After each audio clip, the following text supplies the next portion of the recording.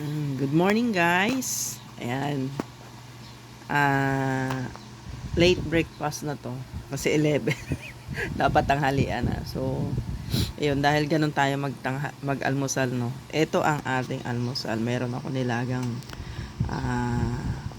kamote dito na pasalubong sa akin ng aming tatay kagabi. Tapos ito may tuyo na galing pa ng Samar, pasalubong din. Shout out ninyo, salamat sa pasalubong na to. May ulam ako ngayon. So, tinernohan natin ng kape. So, ayan yung akin. Ganyan yung tasa namin dito, guys.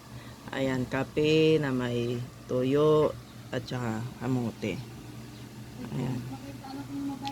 Yung mga anak ko hindi interesadong mag-almusal.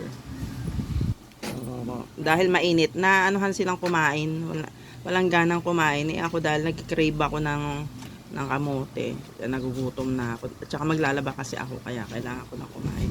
So yan ang aming almusal.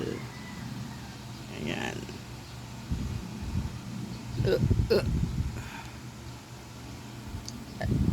Yan ang, ayaw pa nilang kumain, so ako kailangan ko na kumain kasi lalaba nga ako.